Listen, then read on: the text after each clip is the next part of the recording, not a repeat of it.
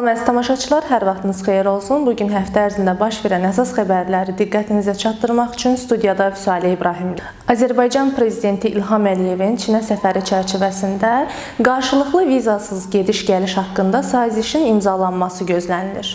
Bu barədə Azərbaycan-Çin hökumətlərarası ticarət iqtisadi əməkdaşlıq komissiyasının 10-cu iclasında bildirilib. Qeyd edilib ki, bu ölkələrimiz arasında təmaslara ciddi təkan verəcək və qarşılıqlı səfərlərin sayını artırmağa xidmət edəcək. Qarabağda peşə məktəblərində oxuyanların təhsil haqqını dövlət ödəyəcək.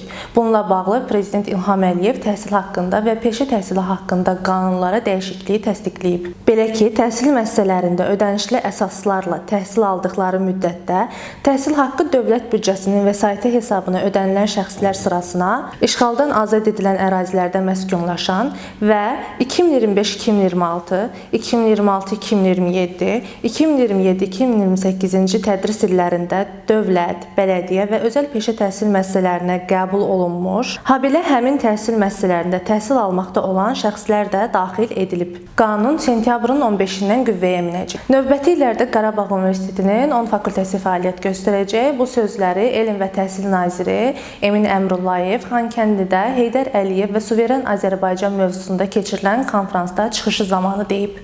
Nazir qeyd edib ki, 2030-cu ilə qədər Universitetin Musiqi Fakültəsi Şuşada, Kənd Təsərrüfatı Fakültəsi Xocalıda fəaliyyətə başlayacaq. Bakıda restoranlardan birində yeyib içdikdən sonra hesabı ödəmədən qaçan şəxslər saxlanılıb. Hadisə Suraxanı rayonunun Qaraçuxur qəsəbəsində yerləşən məşhur restoranlardan birində baş verib.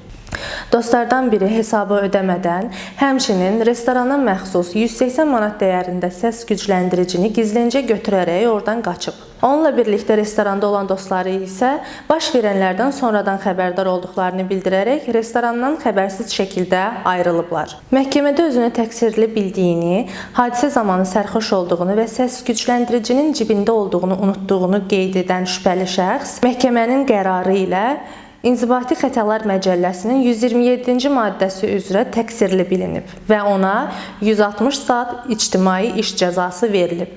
O cəza müddətində elektron qolbaqla nəzarətdə saxlanılacaq. Davam edirik.